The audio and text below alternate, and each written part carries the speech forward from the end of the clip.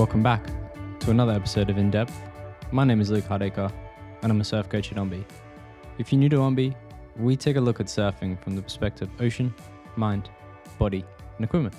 And this podcast, it's all about straight to the point tips, things that you can take away, implement into your surfing, or see things in a different way so that you can start understanding how to get better.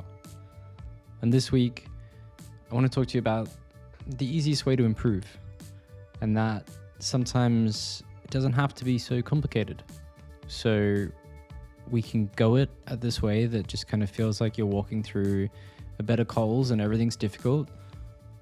Yet in reality, there's some quite simple ways to just change it up a bit and make things easier on ourselves. So that's what I want to go into. And to basically get into this one real quick, I'm going to start it with a question, as I quite often do. And does it ever feel like you're not seeing much progress between surfs, or if you can't tell if all of your training is actually showing up in the surf? So is what you're doing actually having an impact? And how do you know? And if you aren't seeing that improvement, how do you know if your effort is wasted or not? Is this impactful? What is going on? So do you want to improve your surfing, your wave count, and have more fun? And who doesn't?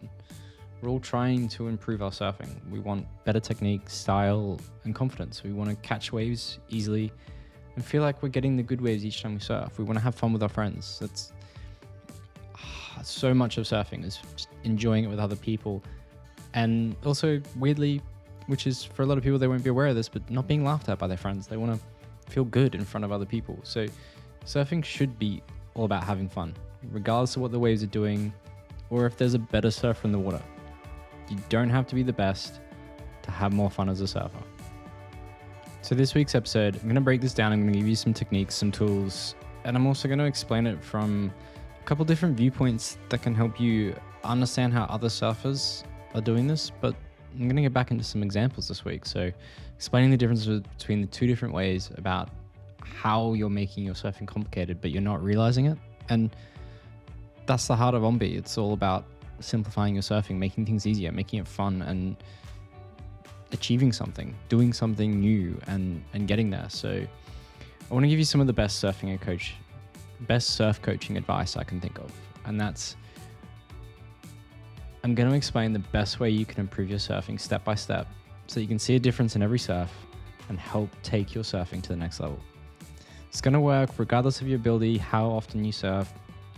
If you're at a short board, a bigger board, a long board, whatever you're working on, even if you're landlocked and you're not surfing often, it's more about how you learn than it actually being about surfing, if that makes sense. So I want to start with what you can learn from the good surfers to improve your surfing. And that's one thing at a time, and that's it. Forget everything else going on in the surf, what the other surfers are doing, or what the wave could do. It's just background noise. I want you to forget it. Move on. When the best surfers want to improve their surfing, they're laser focused. When they go to train airs, they get on the back of a jet ski and get flung into the lip. Everything else is a waste of time. So when you look at that one example, yeah, sure, no one else is really doing that apart from some of the top surfers, but they don't care about anything else. They're not going to see a section and hit it and do a big cutback or a big snap. It's all about airs. They've just said this whole surf is only about this. And that changes the whole way that they're going to approach it and what becomes fun and what doesn't, and how they see improvement and how they don't. So I want you to do something similar every time you surf. Now, sometimes you might want to take the pressure off, but if you're going out to surf and improve, do this. If you're going out just to have fun, forget everything else. But if you want to focus on trying to improve, keep doing this. But before I dive into the full techniques of just doing one thing at a time, I want to talk about how most surfers are never going to see progress. And that's, we have to figure out what the issue is. And most people, they just go out and they try and do everything and anything. They get to the beach, paddle out, and they are then trying to work on catching waves, pop up, reading waves, more speed, more power, how to move their body, turning, riding the right part of the wave, more barrels, all of that in one session. That's confusing. That's just not enough time to focus to see any change or improvement or muscle memory in any of those things. And if you're implementing change, how do you know what's working? How do you know what's holding you back, what's putting you forward, and what's not? So I want to get into the best thing you can do to improve your surfing. And I said it before and I'll say it again, train one thing at a time and nothing else. It sounds so simple, but I'm going to ask you the question. Why aren't you just training one thing at a time then? It's quite difficult as a surfer to do this because there's so much going on constantly, begging for your attention that everything becomes distracting. And the intermediate surfer, the average surfer, beginners, they look down the line and they just want to see this thing that they want to race towards something that could happen. And everything becomes like a kid in a toy shop. And you don't know where to go, what to do. So you just race ahead and hope for the best. So after the pop-up, do you ride down the line and hit that section or continue working on what you came there to do? If you set the intention, are you going to keep doing what you've said you're going to do, or are you just going to get distracted? So the point of this is you need to set the intention.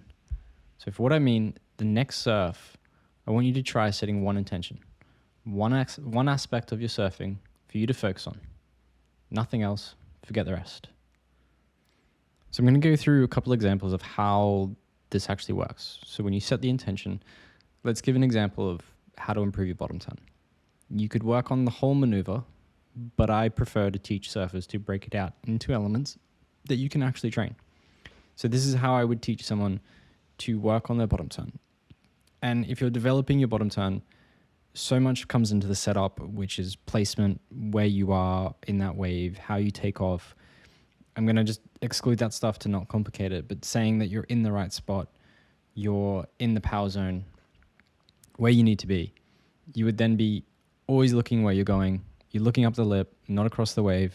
You engage the lean, you compress more, you reach further out with the lean, putting the board further onto rail, drawing the turn out for longer, counting it out for 3 to 5 seconds. You extend and create lift up the wave. That's just the bottom turn. And you only move on from each part when it becomes second nature. And this is going to drastically improve your style, give you more control over your board, and be more fun. You're focusing on one part of that. You're not focusing on the whole thing. If you've never felt a bottom turn before, you need to just go and try and figure out the maneuver from the basics. But this is, you're tweaking things. So it's a similar approach again when you think of how to catch waves easier, where it's pick the right board for the conditions and your skill level. That's quite an important thing. But a lot of us just have a couple of boards and they don't have a lot of choice. You need to then develop proper paddling technique. You also need to learn to read the waves, where they break, and how to always find that spot. And so an example is find the peak and read the energy and power in that wave. You need to learn to read different surf spots and how the waves are breaking across the whole beach. You need to also position right at the peak, not the shoulder, as you paddle into the wave. Observe the waves as they stand up, glide into the wave while in Cobra pose doing Oreo biscuit, making space to do your pop-up and feel the wave's energy. So that whole section there comes into the Oreo biscuit technique. And if you've never seen that before, you can jump into our YouTube channel and search Oreo biscuit. There's a whole host of stuff on the website as well. You can check all that out there. There's a ton of stuff on the Oreo biscuit. Most people who's listening to this will probably know what we're talking about. And this works for most boards, waves, surf spots. So give it a try. Just let me know how you go. If you're already doing it and unsure and you're struggling with it, break it down into parts. Do one bit of it.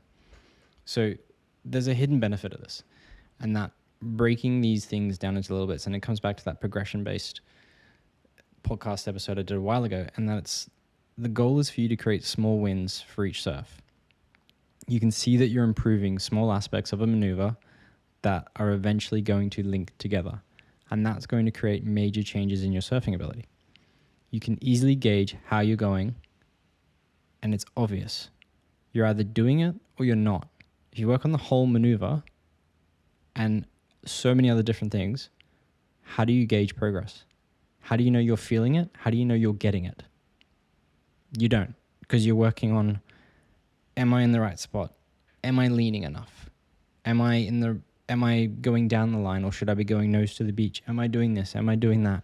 You don't know. Whereas if you do one thing and one aspect of something, you can sit there and go, all I have to think about is this. So was I doing it right? Was I doing it wrong?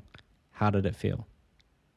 This whole concept of small wins is exactly what we do in our beginner and intermediate training programs. So if you're not aware, we've got a beginner 6-week or 6-session and intermediate 12-session program. It's all about kind of simplifying what you're focusing on and giving you one thing after the other so that you can work on creating these small wins. That's the whole idea of it. This is so important, and this whole working on one thing just makes it easier so that you can figure out what works, what doesn't. And it's the best way to train to avoid distractions. You don't know what's going on. You don't know what you're doing right. You don't know how. So when you train this, I want you to forget the rest. It's not about that you could have done a turn or you could have done that. You're working on improving your surfing, which means you need to keep repeating something. So who cares how well you do anything else? You're doing this one thing or focusing on this one thing to improve. So practice everything 100%. And if you fall off, you've been given a chance to learn. Fail forwards. It's all about having a go, having a play. And if you can't fail, you can't fall, you can't learn. If you don't try, you can't succeed. All of that comes back to the last couple episodes, especially last episode, learning to fall. You just need to forget it. If your whole goal is just to get your pop-up right, pop up. Anything after that is a win. Who cares? Who cares if you don't know how to turn or you don't turn properly or anything else? Your one goal is on popping up. So whether or not you get caught behind the wave, who cares? Because you're improving that one section. If your goal is to start looking where you're going or slowing down, being in the pocket, any of those things, who cares if you never do a turn, but you're learning to ride the pocket? So much more important long term to have a couple serves where you just need to teach yourself something. So building onto this, if you're developing your bottom turns and going back to that original example, I don't care about your top turns. If you get a chance to do them, great. But the focus is on the bottom turn. Do the biggest bottom turn you can. If you do a bottom turn and you surprise yourself with so much speed and lift, and you get into the pocket that you completely miss the top turn, fantastic. This comes back to a concept about feeling things, and you've just felt something major. So forgetting about all the top turns, I wish I could give that win to everyone, where they feel so much acceleration and excitement from doing a proper bottom turn that they're shocked and they don't have the time to react to do a proper top turn or even anything, that they basically kick out of the bat. That's huge in anyone developing their bottom turn. The next step from doing that initial bottom turn and surprising yourself so much is keep doing it to the point where you can eventually do a turn or link 2 turns on a wave, and you keep progressing there. It doesn't matter how good or how bad of a turn it is, it's about your bottom turn and that you can keep doing it. So it's the same with your pop-up or catching waves. The goal is only to improve that part of your surfing. So just do that action and nothing else. Who cares if you miss the best part of the wave?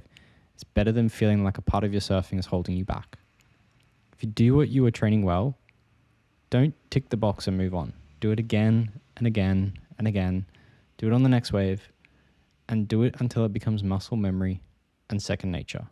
That's the point. You need to train this feeling and this habit and play with it and find it out.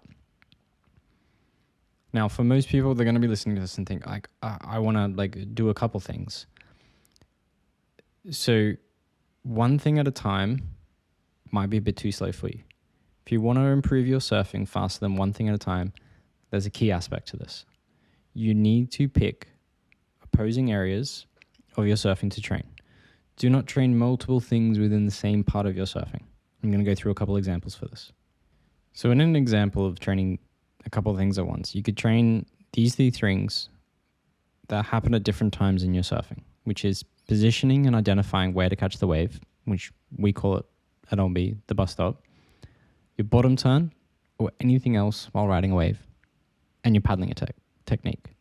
All 3 of those are in separate areas of your surfing, and there's never a point where they fight for your attention. This comes back to dippy and other things. We don't want to overload our brains with too much to think about. Paddling happens at a different time than riding the wave. It doesn't happen during catching the wave. Positioning happens beyond paddling, and it happens before you catch a wave. It's about sitting there and waiting. And then your bottom turn happens when you're actually riding the wave. So you've got a pause and a break between all these different things so that you can make sure you're not overloaded with information. So don't match bottom turns with top turns or anything that happens shortly after the other. You need mental silence to rest and think, okay, what am I going to do here now? You need something to break these habits, and that means space and silence. So think of this as baby steps. You do one step, stop, think, okay, what's next? There's a pause between them, and they don't happen one after the other. So the next surf you go out for, pick one thing you want to practice in your surfing, break it down into its components, and work on one part at a time and focus on just having fun with that. Play with it.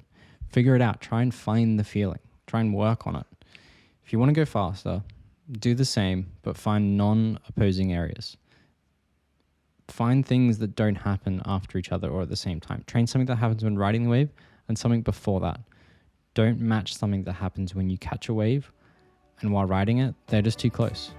Paddling back to the lineup, working on technique is different to paddling to catch a wave, so you can always slip that one easily.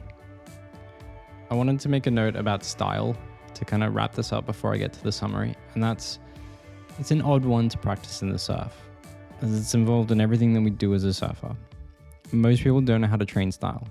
It's all about slowing down, being relaxed in your body, feeling the wave's energy, moving less, and controlling the signals you send to your board. Less is more. Efficiency of movement is what you're chasing.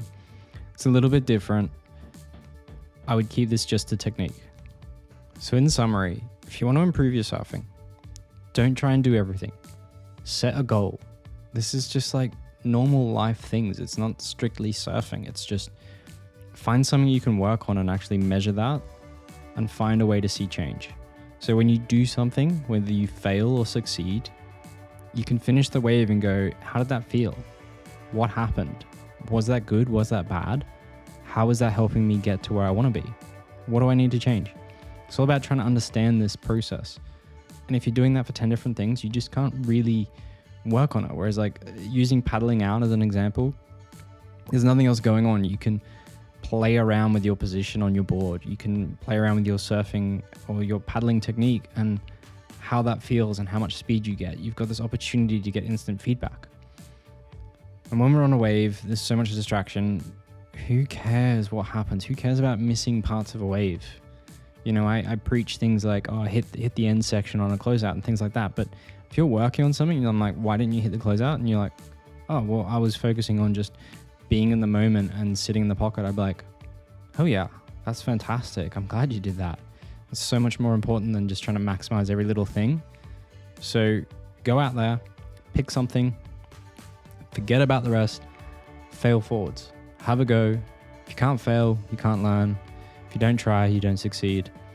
And that, remember, the key to improving is keeping it fun and not bringing stress or tension into your surfing. And other than that, I just want to know, are you going to try this?